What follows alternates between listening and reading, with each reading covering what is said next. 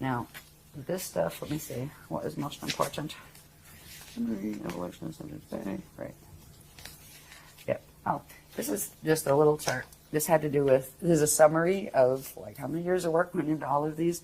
It's a summary of the, like from the creation point, the stages of creation before you get to. This is the like re-evolution. When creation starts and a being or thing or a cosmos or even an individual begins a new life, a new creation. It can be the creation of a new cosmos or an egg and sperm coming together to create the potentiality for a new baby to be born here, right? There's a whole set of cycles that happen. There's the creation and evolution of the eternal consciousness, and it works from the microcosm to the macrocosm. All right, we have the pre-Partie creation cycle, which is something we learned after this chart was made. They actually taught us these things and took us back to what happened before that, right? Then there is something called the Novena and Novena Partie birth cycles, were just these Partie units of consciousness, primary units of consciousness, the primal substance of creation, where they are born. Then there's what is called the Siddha Akushate cycle, and this is where the spirit body is born first. And then the light-born cycle, which is where the light body is born. Then there's something called the star-born cycle, which progressively, these are the different aspects of the light body, spirit body, physical body that are birthing, and there are specific cycles and time periods. Like if you're going to take the point of conception, for example, there's a specific point. They start with 12 seconds, then 12 minutes, and then 12 days after conception. What parts are occurring, and it ends up in the gestation of the baby, and then the baby coming out, and that kind of thing. The life-born cycle, then we have the God-born cycle, and there's a series of, these had huge graph series with them, and huge explanations of, what the processes were. And finally, you get to the Christ-born cycle, K-R-Y-S-T. And this is that point, that still point of turnaround, where a being fulfills and activates all of its frequencies in its template, its natural frequencies, and is able to go into the Christ star vehicle and disappear from the outer domains and go back into the Adashi return domains in their Mashayahana body, which is that is the one that has gone through the Rasha Pataur, which is not that rapture. It's not somebody yanks you up from the, it's literally you've transfigured your mundane atoms or your mortal atoms into eternal life substance atoms. And you will hold the form of that body. That will be what you look like the lifetime that you do that in will be the form that you have. But it will be a form that you can choose to change at will. You can choose to have no form. You can choose to have your main form as being an orb, which is like, saves on housing. Seriously. Think about it. If you just manifested a body when you needed one, right? I'll go interact there. I'll be a cat today or whatever. But anyway, at the end, it starts somewhere, and the expansion cycles end somewhere, and they end naturally when they turn back around and start going back in towards source. And then there's the whole thing. If a being goes through that, goes through the Adashi return cycles, returns as whole with their full memory matrix. That's the difference between doing space dust fall and returning as space dust. Your memory matrix is shattered. You just, you're still precious to God's source, but you're undifferentiated units of consciousness. And when you go back whole, then you can actually birth as a star, where what was once, say, a human being, can actually go through this cycle, and the next thing they will incarnate is a star. And that's a whole different level of evolution that you probably can't even put words on while you're in a human form, in these languages.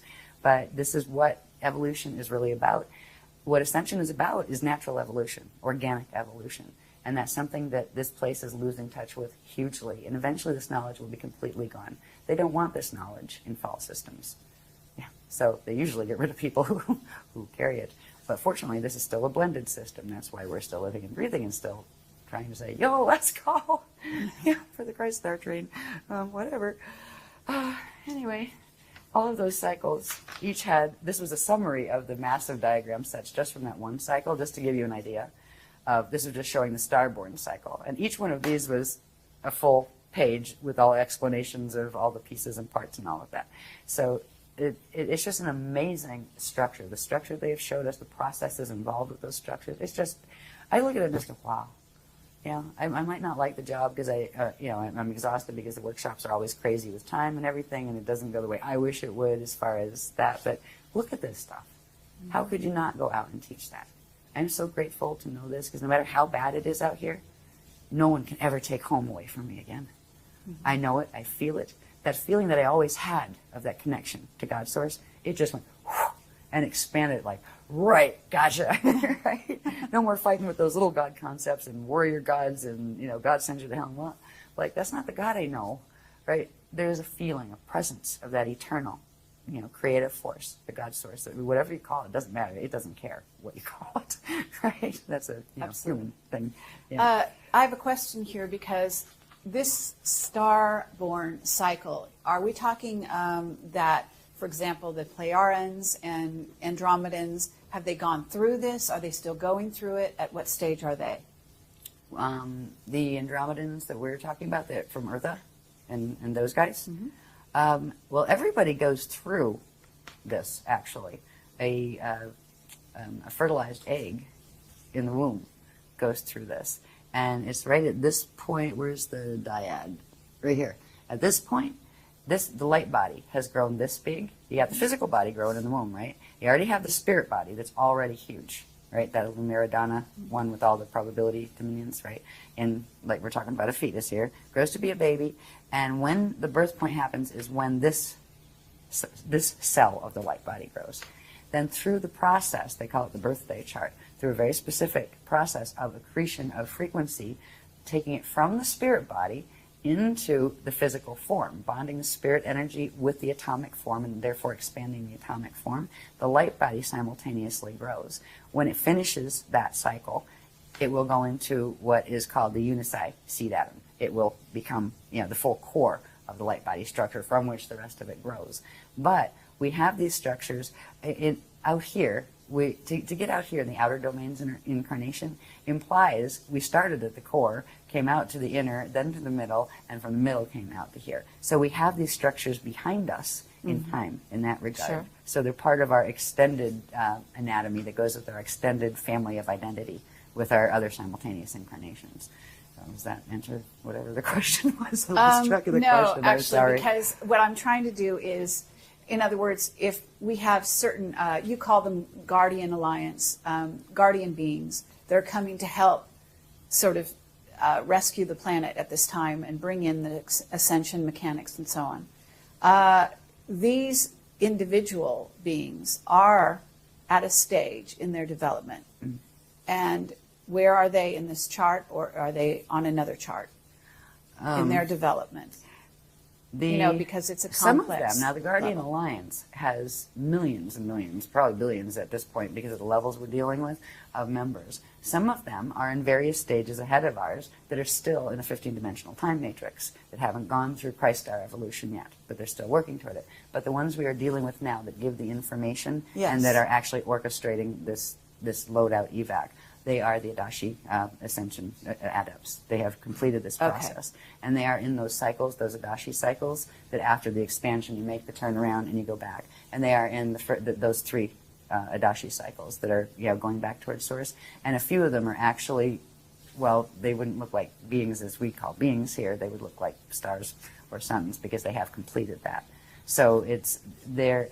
It was funny, we kept having mission upgrades, right, where, okay, we're talking to this group, we had the general ones from the Guardian Alliance, then we had the Iani, and then when the drama escalated more, the Adonai came in, and then the Adandrea, and then there was like 6, 7 upgrades, and then we met the Aquafarian, and the Bende Aquari, and the the Aqui and the Aqui-El, and these are the ones they've gone through the process. So because at this point, it's the only way to get off the planet is going to be using these spanner gates. So you can't actually teach somebody something like that. They couldn't just tell us what to do if they don't actually know it themselves. Sure. And it's kind of funny. It's like you can't give what you actually don't have. And it's when I do the teaching stuff, when we come in, it's what I like about the workshops, even though I hate it at the same time because it makes it frustrating because I don't have my program to walk in with. But we all learn at the same time. Where the wave comes through, I learn it right there as it's coming out, right? Say, okay, they're saying this, right? And this is where I'm up in the room going, okay, it's this, and then have to explain it. We all learn it at the same time. But if you don't have a certain frequency in you, you're not going to be able to convey that frequency to someone else. So in order to, it keeps us all in a very interesting space, I find, where there's not some elite member that knows everything and, walks around with their nose in the air and just, floats on clouds and that kind of stuff. I learn it, they learn it, right? It just goes, I just happen to be, the little drain pipe that comes through, but we all learn it at the same time. So it's all very, very even. There's not a hierarchy of snobbery. There's not a, oh, and we spiritually wear the new stuff or anything like that happening. And I like that about it. Anyway, where are we? This one is just to point out, this little bit down here is just a micro version of those probability maps that we showed where the Milky Way was, where M31 was, where the parallel is. This is just showing that these configurations, actually, there's a microcosm of them actually running in our heads and in our bodies. So we're directly connected to them. There's certain vortices that connect us directly to certain spaces here. One of the spaces that we first opened, it has, what do they call it? The is that the Ashayana vortice? I think they called it that. Yeah, it was actually the first part of the host where we could bring the frequencies through the mess that is in the galactic core and actually have a tunnel of information that would be able to reach us here, so they could continue bringing in the frequencies and the information. That manifested here through our own mechanics and in our brain. It's actually a vortice that comes out to the right and goes up, and you can feel it. And they're also teaching us how to project up and meet them halfway. So we orb up and meet them, and we go, whoa, and they'll come down. And sometimes we'll use projection versions of ourselves, or sometimes we'll just hang out and orb and do direct cognition. But we're teaching people how to do this. They would like people to learn how to do this, because people do need to be walked through this process. This isn't a simple ascension cycle. This is a mess down here, and there's very little time left to fix that as far as DNA and things. That's why they really are extending, as much as they can to assist us with that. The only thing they won't do is walk into our bodies and take them out for us. That's not allowed. Just like they don't allow the channeling, where they won't come into your body and use your face and talk to people. No, because that can actually violate your DNA, right? Not to mention theirs. So it's just to show, there's lots more that showed at the time in that workshop, but it's just to illustrate that those maps and everything and the frequencies that are running there are directly connected right into our biology. They're wired right into our brains, right into our electric system, as well as our subtle body fields. What the whole thing comes down to, really, is the battle of the spirals.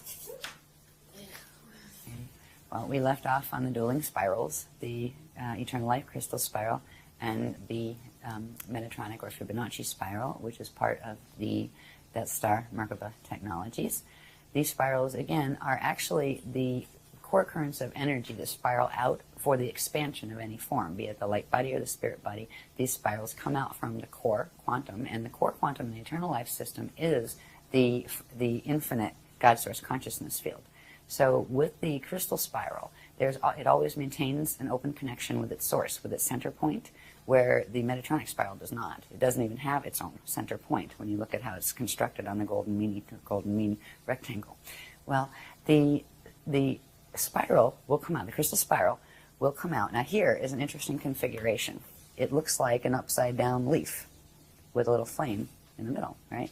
What this is you have one spiral, crystal spiral, that comes out in expansion clockwise, and that's in what's called the Itori side of the cosmos, because every one of these spheres has one that also spins in the opposite direction, which is called the Adore side.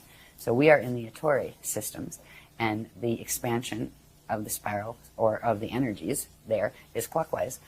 At the same time, there is another quantum and a spiral that counter-spirals out on a counterclockwise rotation, which is the expansion spiral for the system that goes in the opposite direction. Just because it's going in the opposite direction doesn't mean it's negative. This is the structure where you have the Itori side and the Adore side. If you have something spinning clockwise, there is another one that is a companion that spins counterclockwise. The systems are separated, even though they're in the same place. They're on opposite angle of rotation of particle spin, so they're invisible to each other. They pass right through each other. But these spirals are synchronized with each other. So the crystal spiral spirals out on they refer to it as the electrical spiral, spirals out on the clockwise, and then the more magnetic one spirals out on the Adore side, and at a certain point they cross over and meet at this axis, right? And this is only showing a little bit of the expansion, like where it comes out from the center and does one round. Same with here. There's a whole set of things that happen when eventually they meet up here. And in the first cycle, before they meet here, they actually meet here, and there's something called a flame cycle, a flame shift cycle, where when the two currents meet, they merge and do a replication and create a flame, the eternal flame, the living flame, and then that shifts to this position. So you have the eternal flame from the first time they encountered each other in the small set, like with the small set here. This is showing it did this one round, small set, then it's coming out again. When they come out again, they cross over down here. And this creates certain passages. There are certain things that it's not just this spiral, but there are these little spirals that come out on each of them that form those little petals that come out on each of these what are called octants, these breakdowns that are actually part of the time clocks of how these work as far as the time cycles, how they work. So you end up with the main spiral, and then these smaller spirals that send energy back and forth through, and that's what forms that petal effect inside. So at certain points, now this is actually a time cycle that has dates plugged in that started with last April of 2009. Right, when certain activations took place that put us in this, like this is the last round of this cycle, the round of the spirals, which means there's going to be the place of the crossover happening here. But before that, there are these axes right here, this one running here, which is the 0 line, because this is where actually the spirals start, is the 0 line. And I believe that's the 4. And like when you're counting them, that's to be 0, 1, 2, 3, 4 axes, right? And 5, 6, 7, back to 0, 0, 8, right? Right here, there are certain currents that come out here that are referred to as the monadic passage. That's where the spiral goes from being in one density to expanding into 2 densities. So going from a 3-dimensional spiral to a 6-dimensional spiral. That opens something called the monadic passages. And they allow for what is called the formation of the Jade body, which is a 6-dimensional, it is a 6-dimensional body that is transharmonic, that activates those they call them the Amaraya Merkabas, those really large ones, the last ones we talked about. So we just went through this period, March 15th of 2010, is when the Ettore side of the monadic passages opened. Over here, we're going to have another period where the monadic passage on the Adore side, which is that counterspin side, opens. And there's going to be a point before that, which happens when, this is around September 2nd of 2010, this year, where they cross through, and it begins opening this area, which is referred to as the Amaraya passage. So there's a set of things involving these spirals, and these spirals are actually coming down through the probability maps that we looked at, the Milky Way and M31 and all of that. They're actually spiraling down through those, through into our solar system, through into our planet. They're both coming down. There's a certain point where the Metatronic spiral is also doing the same thing, coming right through the galactic core, interacting through our solar core, coming down into our planet core. So it's not shown on this one, but there's a point, if we just looked at the one spiral that is the clockwise one coming in that we saw in the other diagram, when that comes around, it's right over in this axis right here when that Metatronic spiral starts its takeover, right, where it goes past, interfaces it, and then tries to bend and harness the quantum. So it's right over in through here, and that right there is really the point where it grabs it. We're going to start feeling resistance and pull. Even though we've got the monadic passage open, there's going to be more influx of positive energy coming in, or strength feeling energy that you can feel from the Christic spiral coming in here. There's going to be even more over here when the monadic passage on the Adore side opens, but it's like from that point until this point, which is August 6th of 2011, that's when the things that are going to end up dragged into the Metatronic harness, that will be the strongest point of pull. That's when the yank will happen, when they start frequency-wise being pulled over. The DNA starts being pulled over into the harness. At what point does that pull, that sort of negative pull, really start? A little before that? Yeah, it You starts. didn't actually give me a date for that. Now, this one starts, let's see, around February 16th of 2011. Okay. So February 16th to August Yep. 11th, did you say? Yeah, August 6th. August 2011. 6th of 2011. Yeah, that is a point where the dueling spiral effect, will be felt. Yet we have three of the Christic activations. The one that just happened, that we're starting to feel the perk on now, right? The one that's coming when a part of this Amaraya passage opens, this the vertical passage, and then there will be another perk when the Adore side of the monadic passage opens. So we'll be getting strengthened before the crystal spiral will be getting strengthened before it gets hit with the Metatronic harness. So that's why in this time period, if people start just even working with trying to link with the crystal spiral, that's the first step. And that's not that hard. That has to do with that code that's floating around over there called the Alleria that we'll talk about before this is over. It's the beginning. You're not going to fix your whole light body structure, maybe in 5 million years by just staring at that code. But that is the linking code to link into what's called the reservoir that is being built of crystal spiral frequency in the core of the planet. So this will be the period of most resistance. What it's going to look like in the mass drama, I have no idea.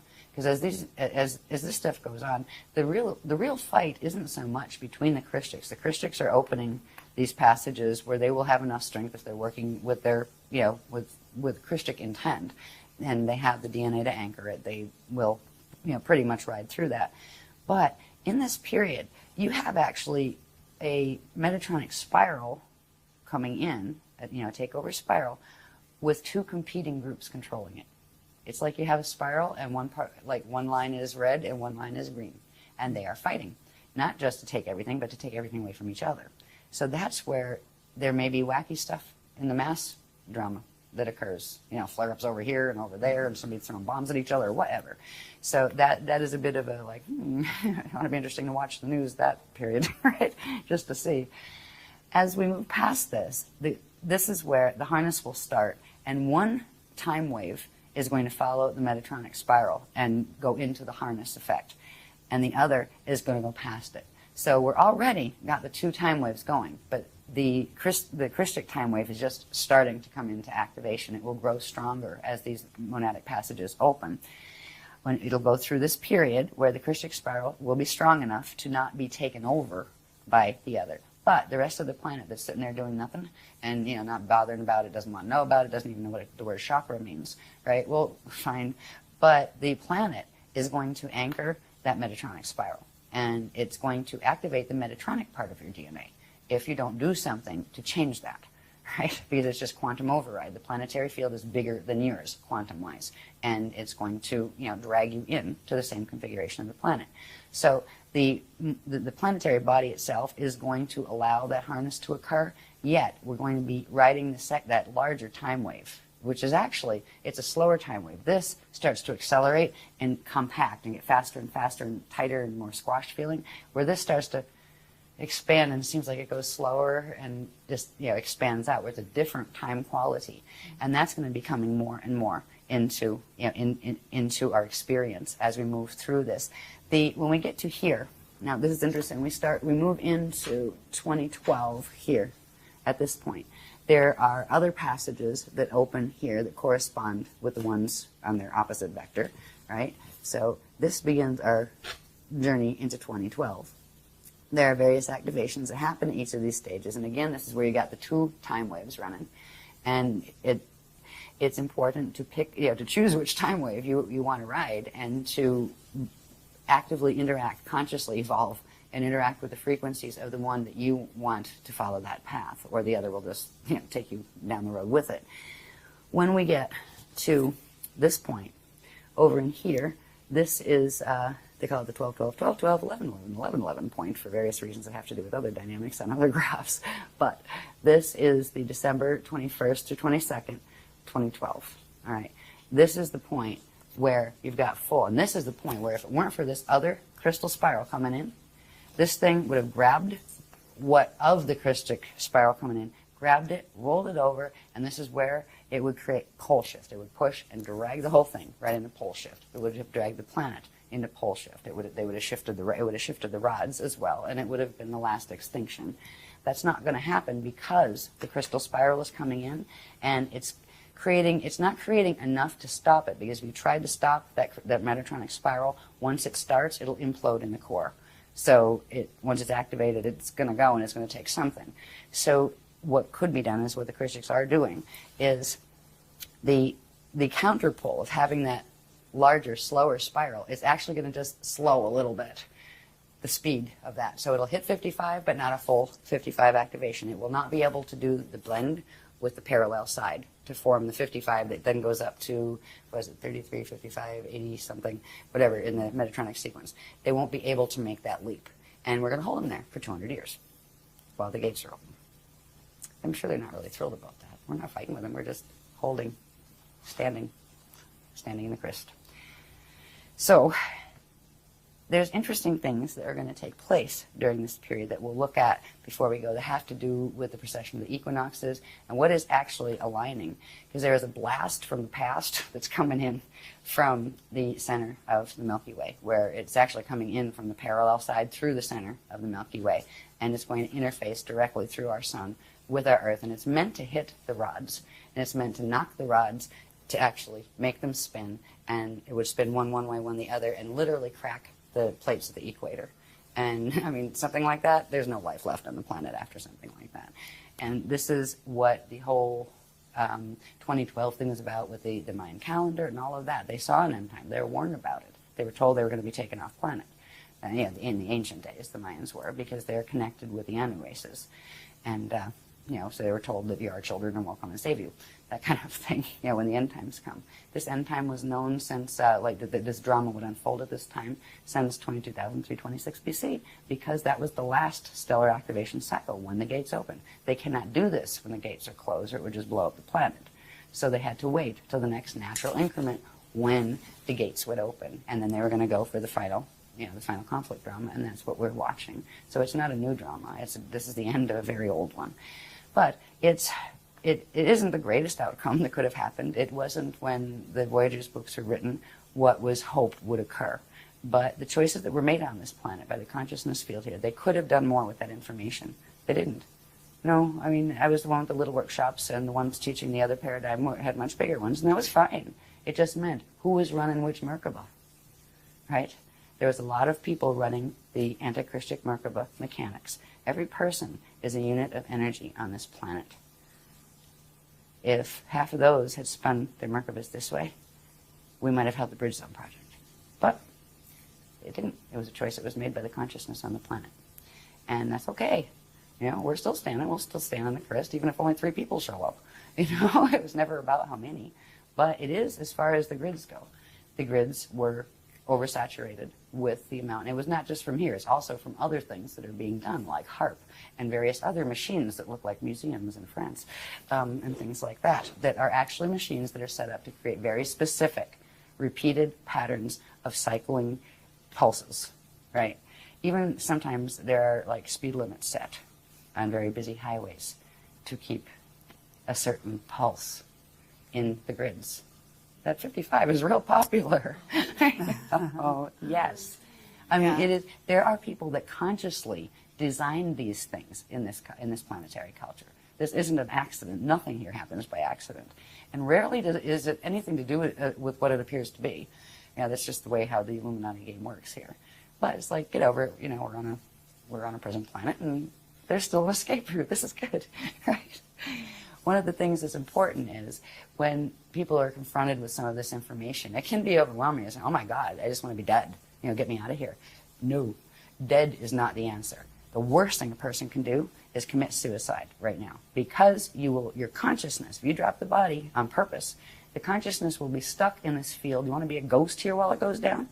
Your body is your greatest gift right now, because in your body, if you run it the right way, if you bring in the proper frequencies, it will be your salvation. It will actually anchor the crystal spiral because you have human codes, and that will bring you out of it. And you won't at that point, you won't feel like it was so horrible. You can deal with this. Honestly, you get over the shock and you kind of go, ooh, well, I'm going to have a good day tomorrow anyway, right? And it's an adjustment process when you're processing this kind of a huge amount of information that you've never heard before.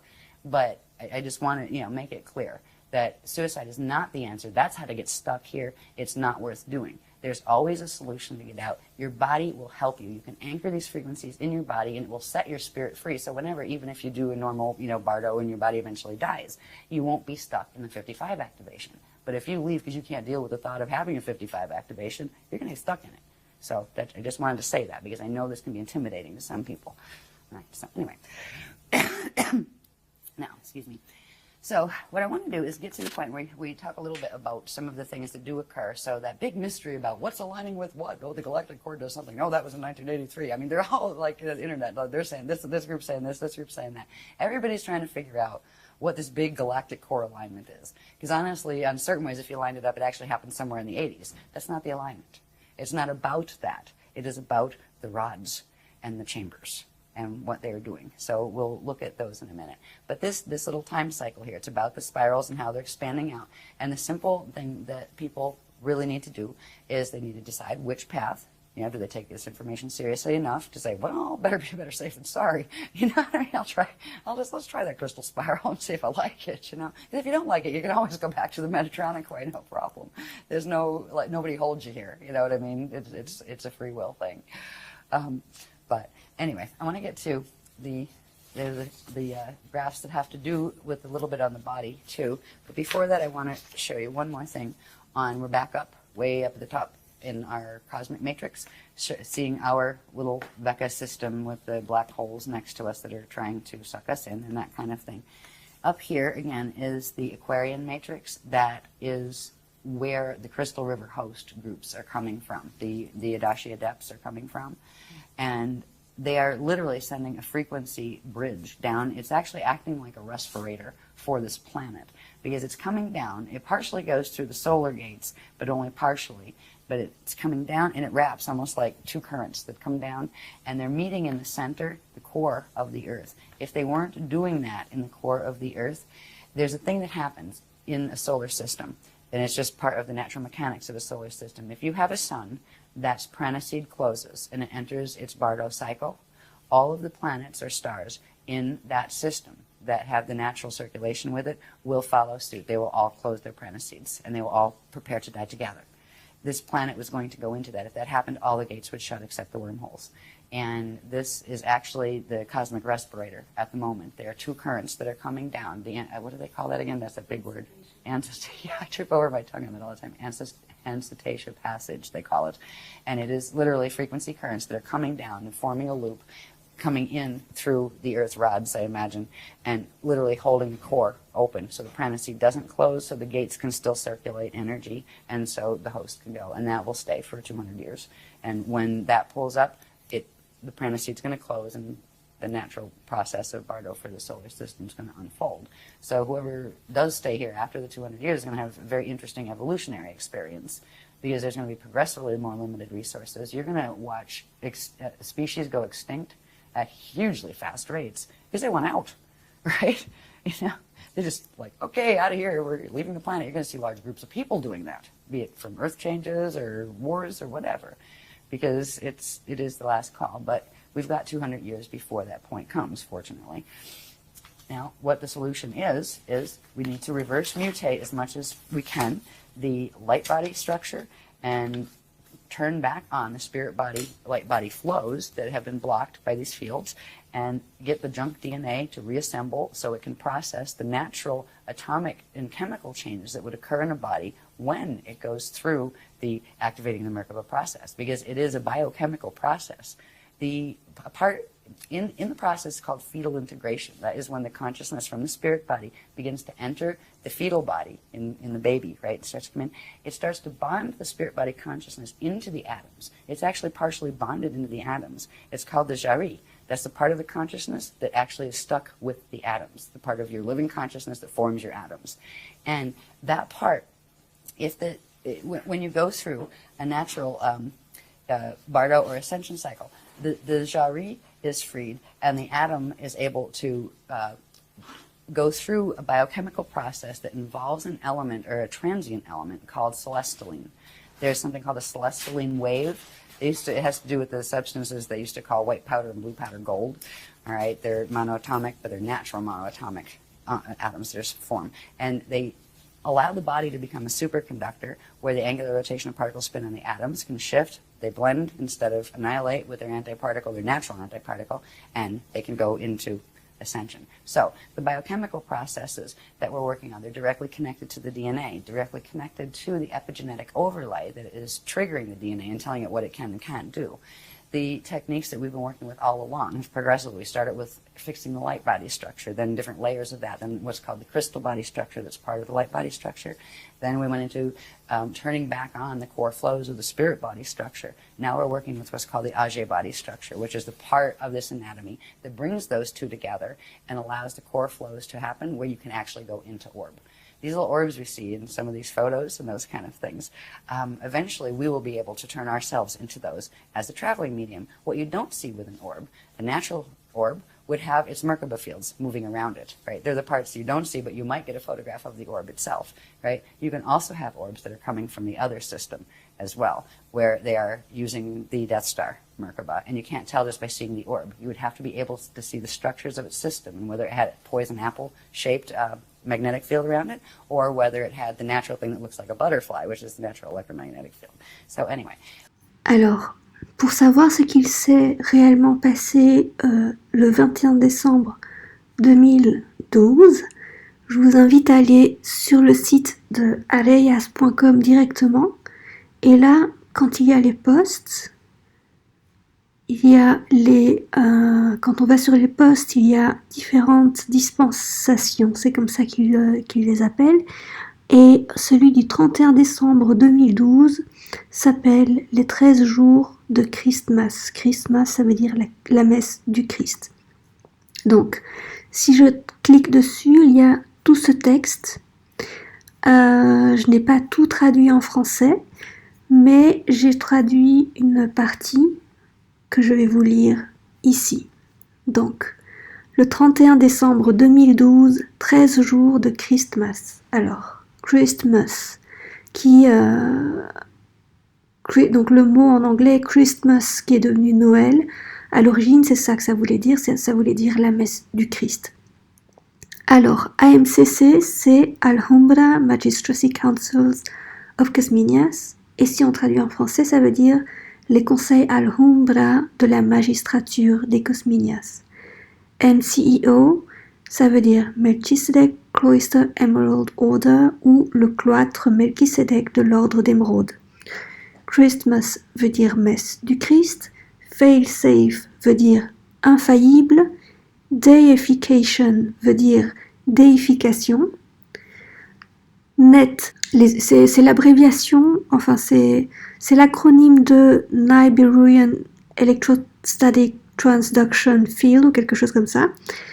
Donc ça veut dire champ nibiruien électrostatique, de transduction électrostatique ou quelque chose comme ça, mais bon, c'est un filet, et c'est vraiment un filet fréquentiel de contrôle mental qui entoure la Terre.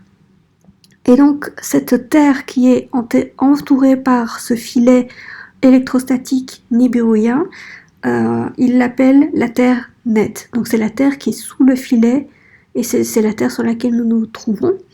Les plans D, ce sont les plans Deity, donc les plans divins et éternels. PCM veut dire Particum, PKA veut dire Particé. Les portes D-span, ce sont les portes qui ont une portée vers les plans D, donc vers les plans divins et éternels. La faille torale, c'est la traduction de Toral Rift, et c'est une déchirure dans le temps, qui vient du trou noir. Quand il y a R majuscule, ça veut dire reversed, donc inversé. Alors, dans le texte, quelque part, il y aura PCM34R / PKA21R est égal à 55.5 R, et donc ça veut dire la Terre nette Particum, donc PCM c'est Particum, c'est la Terre nette, c'est donc la Terre nette Particum à 34 tours R reversed inversé, / la Terre parallèle Particé à 21 tours inversés, donc au total on a 34 plus 21 tours inversés, 34 du côté de la Terre nette, donc chez nous, et 21 tours du côté de la Terre parallèle, donc ça fait un total de 55.5 tours inversés, et c'est le système de trous de verre alpha-oméga, donc qui harnachait la Terre nette et la Terre parallèle chutée ensemble, et le but c'était que ça s'active, et que ça s'active à 55 tours, et que les deux partent dans le trou noir. Mais donc ce harnais entre les deux a été coupé de façon permanente, progressivement entre octobre et décembre 2012. Donc, mais c'est le lien entre les deux. Donc la Terre, comment dire, ce lien avec tout plein de tours inversés entre la Terre nette et la Terre parallèle a été coupé, mais il reste encore les 34 tours inversés sur notre Terre à nous. Donc, alors voici la traduction de la partie. Je pense que j'ai traduit ici. Voilà, j'ai traduit tout ça là. Donc, je vais vous lire ici ce que ça donne. Ce qui suit est une traduction verbatim de l'AMCC-MCIO par l'intermédiaire du speaker 1 de l'AMCC-MCIO E'Asha Ashayana Arhayas Kananda Melchizedek. Tous les documents sont sous copyright, sous le nom de E'Asha Ashayana alias Diane K. Dean et sont protégés par une marque déposée sous les enseignements Tantri Ahura, la voie de l'art biospirituel. Voilà, donc c'est un matériel pour lequel il y a un copyright, donc c'est pour ça que, bon, là je traduis seulement des extraits et je renvoie vers les propriétaires du copyright. Alors, AMCC MCIO, 13 jours de Christmas et l'éveil planétaire de la graine d'argent. Aperçu général des activations de la grille planétaire. Du 21/12/2012 au 1er mars 2013. Cela inclut AMCC MCIO, activation de prélude, réseau planétaire des cathédrales Al-Humbra, passage Al-Humbra, pont de la Trinité, menottes d'or planétaire, désactivation planétaire de la Merkaba de l'étoile de la mort, activation planétaire de la graine d'argent d'Arhayas, arche planétaire d'Arhayas, code fail-safe des gardiens de portail des talismans planétaires, plateforme d'ascension de l'île des plans D et île Arhayas du soleil 8, flamme planétaire d'Arhayas, éveil de la graine d'argent planétaire Arhayas Cosminias de l'atome semence de vie éternelle du soleil 8 de plasma, générateur phasé de plasma du temple du lotus planétaire, Al planétaire d'Arhayas, œil du passage Al-Humbra, terre temporaire Al-Humbra, œil d'Arhayas Al-Humbrus, passage Cosminias Al-Humbrus, terre d'ascension Aurora, processus de déification planétaire, point de pulsation de l'œil d'Arhayas, point de flash de l'œil d'Arhayas, portée d'Arhayas Cosminias Al-Humbrus, point de déification planétaire, la spire ou obélisque cristal Al-Humbra de la création de vie éternelle, la rivière cristal d'Arhayas, le 13e jour de Christmas, l'aube de l'âge des Lumières, et la vie en 2012 après les chuchotements aux orbes de la terre et l'éveil de la graine d'argent. Alors, d'octobre-novembre 2012, voyage au Pérou. Donc ça correspond à... C'était ça. Oui, ceci. Oups. Ceci. Le voyage au Pérou, activation de prélude AMCC MCIO. L'AMCC a activé l'ouverture du réseau planétaire des cathédrales Al-Humbra, des portes d'Ispan, des soleils 1 à 7 plus 8 et des tunnels temporels des passages Al-Humbra des plans Deity via l'ancrage, l'activation du pont de la Trinité, plasma centraux des soleils 8, 5 et 2 dans le complexe des cathédrales Al-Humbra 2 du Pérou. Le pont de la Trinité est ensuite descendu du complexe de la cathédrale Al-Humbra 2 Pérou vers les 4 autres sites du complexe des cathédrales planétaires, amorçant l'activation de l'ensemble du réseau planétaire des cathédrales Al-Humbra et la libération des menottes d'or planétaires. Le harnais de contrôle métatronique Brelind Fetali Pentagone Vesica Piscis sur les portes d'Ispan du réseau planétaire des cathédrales Al-Humbra de la fin de l'an 100 au début de l'an 200 de notre ère.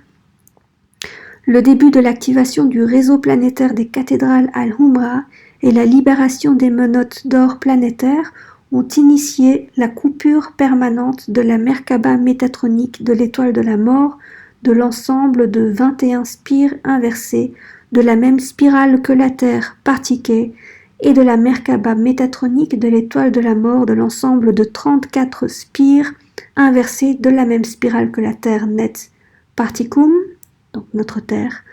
La coupure progressive de ces deux aspects des champs planétaires de Merkaba métatronique de l'étoile de la mort, qui s'est achevée le 20 du 12 2012, a progressivement et définitivement bloqué l'ouverture des portes métatroniques planétaires alpha-oméga entre la Terre parallèle Partie, la matrice Bourga et le champ de distorsion spatio-temporelle de la faille torale et notre Terre net Particum, réduisant progressivement le champ Merkaba planétaire de l'étoile de la mort inversée de notre Terre Particum net, de la vitesse de rotation inversée à 55 tours de l'activation de la Merkaba de l'étoile de la mort, à partir de mai 2012, à une vitesse de rotation inversée à 34 tours.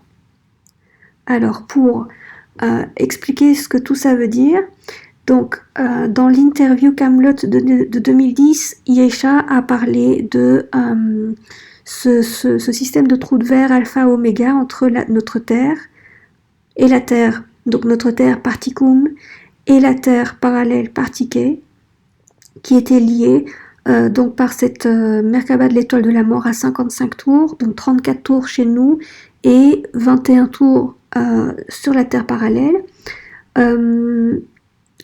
Donc c'est ça qu'il voulait faire le 21 décembre 2012. Il voulait activer cette étoile de la mort, prendre la Terre nette et la Terre parallèle et ramener tout ça dans le trou noir.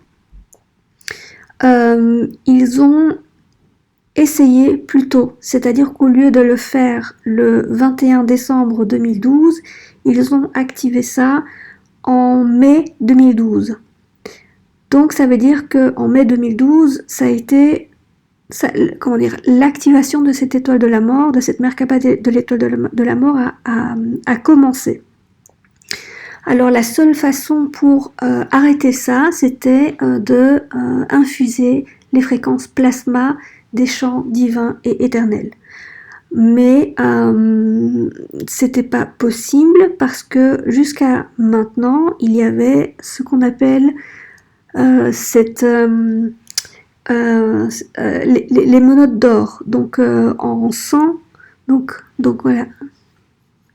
Donc il y avait un harnais de contrôle métatronique qui date de l'an 100, au début de l'an 200 de notre ère. Il y a eu un conflit au niveau plasma et ça s'est terminé par les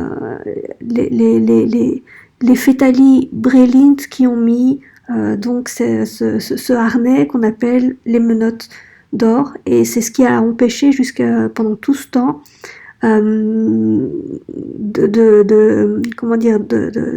d'avoir ce lien vers les fréquences plasma des domaines divins éternels internes. Donc ce qu'ils ont fait, c'est qu'ils ont fait un voyage au Pérou, et au Pérou ils ont désactivé ce harnais de contrôle pour pouvoir commencer à infuser les fréquences plasma des plans divins internes, des plans éternels internes, et ça a résulté à donc le lien, donc la Merkaba planétaire de l'étoile de la mort entre notre Terre et la Terre parallèle. Donc le lien a été coupé, et donc ça a réduit la Merkaba. Donc ça a réduit la vitesse de rotation de 55 tours, donc c'est plus 55 tours mais c'est 34 tours, et il n'y a plus ce lien vers la Terre parallèle. Donc ces activations de prélude AMCC MCIO qui ont eu lieu pendant le voyage au Pérou du 10 de octobre à novembre 2012 ont bloqué de façon permanente l'invasion fétali des portes de la Terre net Particum, donc ici. Ces activations ont amorcé la désactivation permanente de la Merkaba planétaire de l'étoile de la mort, ont complètement empêché l'activation de la Merkaba planétaire de l'étoile de la mort Particum 34R, Partie 21R est égal à 55.5 reverse, donc inversé, et ont empêché de façon permanente le déplacement des pôles de la Terre nette Particum prévu par les Fétali du 21 décembre 2012 au 16 février 2013 dans l'alignement de la faille torale. Donc voilà, ce qu'ils voulaient faire, c'était allumer cette Merkaba planétaire de l'étoile de la mort et donc faire forcer un alignement de la Terre vers la faille torale, donc le trou noir, et cela aurait provoqué un déplacement des pôles. Donc voilà, il n'y a pas eu de déplacement des pôles. Les activations de prélude de l'AMCC-MCIO ont également préparé la Terre nette Particum à l'incroyable guérison via les activations planétaires fail-safe veut dire infaillible, de la graine d'argent d'Arhayas planétaire qui ont eu lieu et qui continuent d'avoir lieu du 21 décembre 2012 au 3 janvier 2013 tout au long de la période des 13 jours de Christmas de l'AMCC-MCIO. Alors, du 21 décembre 2012 au 3 janvier 2013. C'est ça que j'ai traduit, je crois.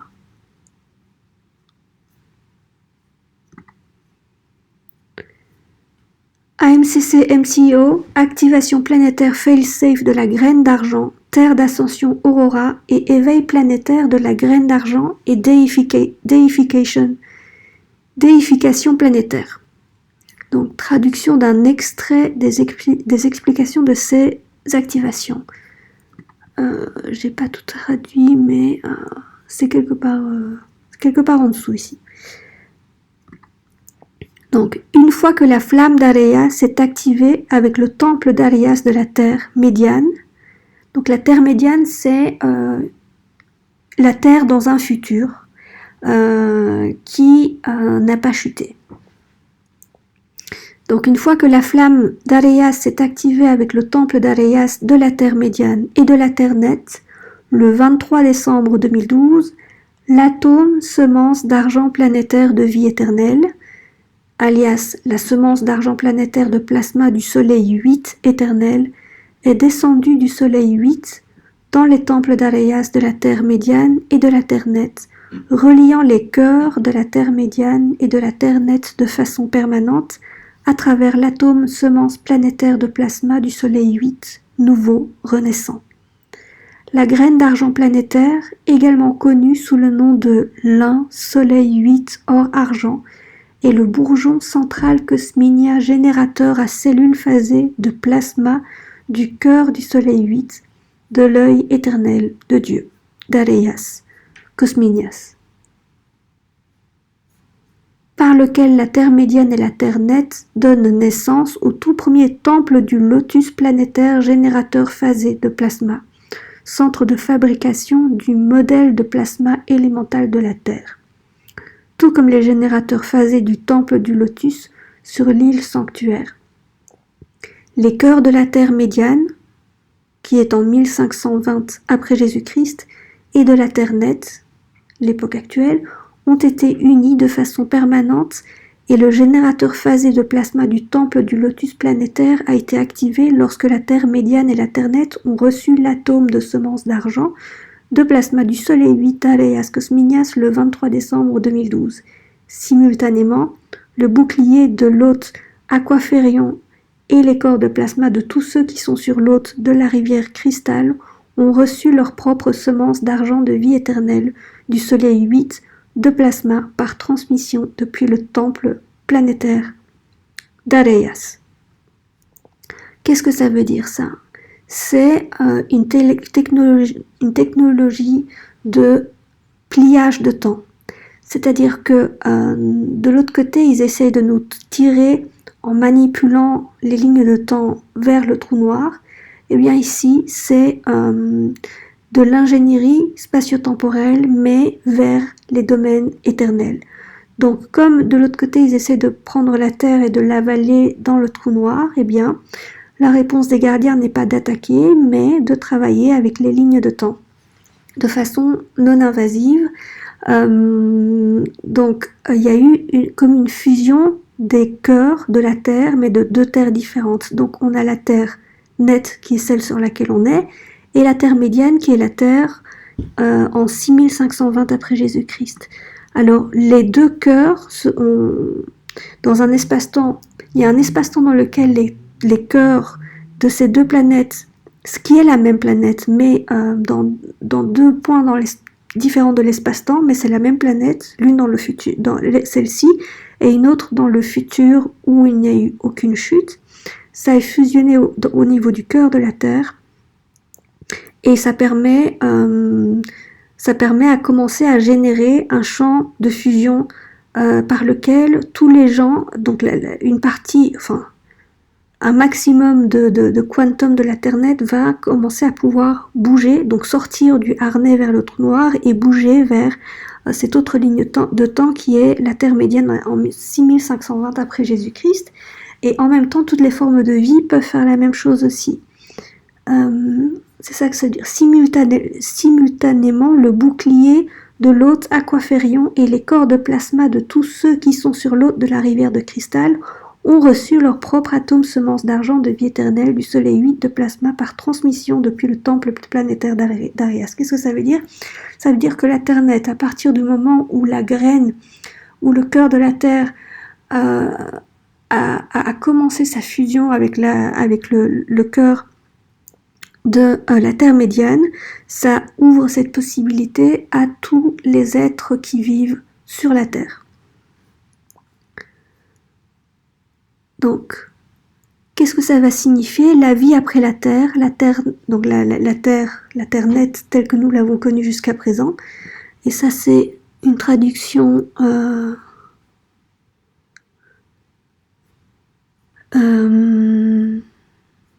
ici. La vie après la Terre.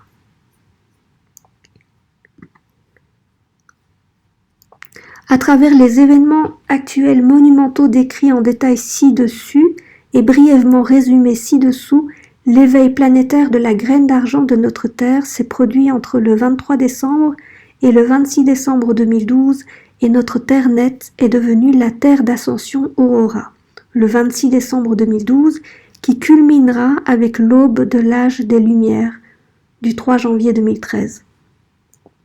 La vie après la Terre, ça veut dire la vie, c'est-à-dire la vie sur la Terre d'Ascension Aurora, ici et maintenant, et pour les générations de la Terre Aurora qui traverseront les 900 prochaines années de notre hôte planétaire, de la rivière Cristal vers l'ascension Cristar, Adachi 3. Donc Adachi, c'est le terme correct pour maître ascensionné. Et un maître ascensionné, c'est quelqu'un qui a déjà fait l'ascension, et Adachi 3, ce sont des êtres qui ont complété ce cycle d'ascension 3 fois, donc ils connaissent bien le processus. Et donc ce sont ceux qui nous aident. Ce sont des êtres qui ont déjà complété ce processus d'ascension 2 fois, donc processus d'ascension donc par transfiguration du corps en lumière, et qui sont à l'état de soleil, etc. Qu'est-ce que cela signifie? Pour les débutants, cela signifie ce qui suit. Grâce au mécanisme actuel et continu de l'hôte de la rivière Cristal Fail-Safe, notre Terre Aurora est maintenant une planète d'ascension à part entière et ses passages temporels de porte d'Ispan al-Humra sont ouverts maintenant et resteront ouverts en permanence pour les 900 prochaines années de la Terre Aurora. La guerre invisible des grilles, la guerre des plasmas dans laquelle notre Terre est empêtrée depuis des éons et qui a atteint son point zéro de tolérance Christ entre septembre 2000 et août 2011 en temps terrestre, lorsque l'intervention Fail-Safe Christ al-Humra a été appelée et progressivement mise en œuvre, est finalement terminée et l'hôte Fail-Safe al-Humra de la rivière Cristal a prévalu. Les Templiers planétaires et les systèmes de portes de notre Terre d'Ascension Aurora sont maintenant sous le protectorat complet de l'hôte Fail-Safe de la rivière Cristal, AMCC, MCEO, et les systèmes de portes déchues d'alpha, oméga et des fétali sont maintenant définitivement fermés, bloquant toute nouvelle invasion de l'intérieur ou de l'extérieur par les fétali et ceux qui choisissent les chemins du retour de la chute. Au cours des 900 prochaines années, notre Terre Aurora deviendra une station d'ascension intergalactique pour de nombreuses formes de vie et de conscience qui chercheront un hôte Christ final pour l'évacuation des galaxies en chute dans la faille torale, telle que notre galaxie de la Voie lactée et ses nombreux systèmes solaires en chute comme le nôtre. De nombreuses formes de vie et de conscience hébergées par le Christ commenceront à visiter et à s'incarner sur notre terre d'ascension Aurora afin de progressivement recevoir la biorégénèse dont elles auront besoin pour passer à travers les passages Al-Humra vers les différentes îles plateformes d'ascension des plans D de l'hôte fail-safe de la rivière Cristal.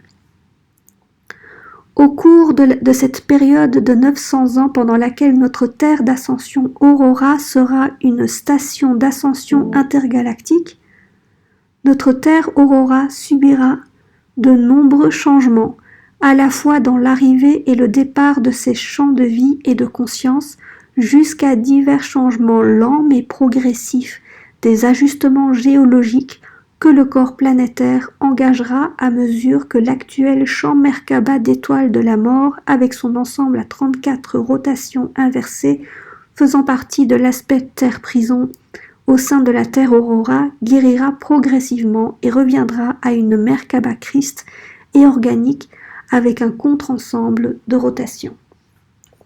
Donc ça veut dire que pendant cette période de 900 ans, il y aura d'autres races qui viendront s'incarner dans des corps humains pour pouvoir ascensionner par la Terre et sortir de cette parce que notre Voie lactée est en implosion et est en train de se faire manger par le trou noir. Et donc il n'y a que la Terre qui va sortir et la Terre va sortir tout le reste. Et donc beaucoup de races extraterrestres vont venir s'incarner dans des corps humains pour avoir l'opportunité de faire cette transfiguration du corps et sortir par la rivière de cristal.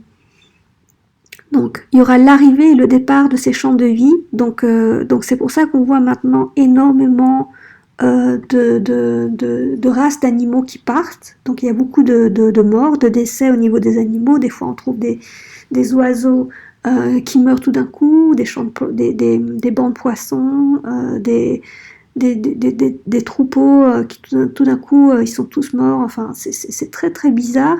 Alors ça peut être les ondes et les attaques qu'on a ici, mais en même temps, comme les passages fréquentiels sont ouverts, c'est possible pour ces champs de vie de partir directement par un chemin de réincarnation évolutif de cette façon. Et elle parle aussi de changements géologiques. Donc dans le matériel des gardiens, ils ont souvent parlé qu'il arrivera un moment où il y aura beaucoup de changements climatiques. Donc avant même qu'il y ait toute cette histoire sur le réchauffement climatique, etc., ils disaient que ça va se passer maintenant. Est-ce que c'est provoqué ou pas? Ça n'a pas d'importance. Il y a une partie qui fait partie. Il y a une partie qui est l'évolution naturelle de la Terre, puisque la Terre déjà elle est retournée, elle est à l'envers. Elle est sur un axe tordu de 23,5 degrés, je pense, et tout ça, ça doit être ramené, mais ça peut pas être ramené d'un coup.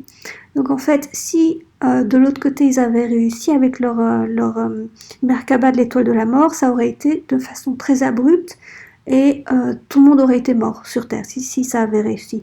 Et donc là, avec le processus est ralenti de façon à ce que les formes de vie puissent s'adapter aux changements géologiques et climatiques qui vont avoir lieu, mais ils vont avoir lieu progressivement. Alors, le Soleil de notre système solaire est toujours engagé dans sa transition bardois. Bardois, ça veut dire mort. Un processus lent mais inévitable qui générera progressivement divers changements et nécessitera des ajustements sur les champs de vie de notre Terre Aurora. Entre le 3 janvier 2012 et 2047 après Jésus-Christ, notre terre d'ascension Aurora transfigurera progressivement un autre tiers de sa base de matière élémentale atomique et de ses champs de vie et de conscience correspondant à la fréquence de l'hôte Christ en plasma élémental atomique de vie éternelle des plans déités. Donc la transfiguration, c'est la transformation en lumière de la matière progressive. Donc la Terre a entamé ce processus de transfiguration. Il y a déjà un tiers qui a commencé.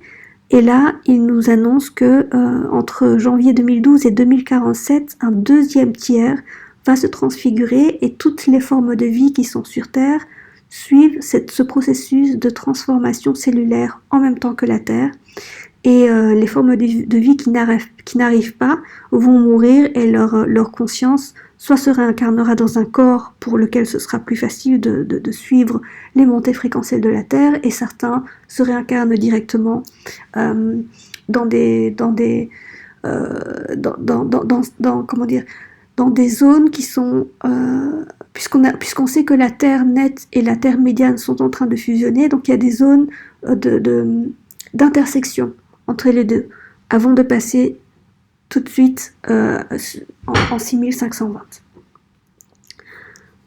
Alors, entre 2047 et 2912 après Jésus-Christ, le tiers restant de notre base de matière élémentale atomique, de notre terre d'ascension Aurora et de nos champs de vie et de conscience se transfigurera en plasma élémental atomique de vie éternelle des plans déités au fur et à mesure que notre terre d'ascension Aurora et Urta Ascension M31 engagent lentement et progressivement leur propre cycle de fusion planétaire Tantri E'Asha pour finalement accomplir leur ascension cristal Adachi 3 via l'hôte fail-safe de la rivière cristal AMCC MCEO. Donc Urta, c'est le nom de la Terre à Andromède. Andromède qui est la galaxie M31, donc la galaxie M31 Andromède qui n'est pas à confondre avec la constellation d'Andromède. En ce qui concerne maintenant notre vie après la Terre commence là. En ce qui concerne maintenant, notre vie après la Terre commence là où nous sommes, ici et maintenant.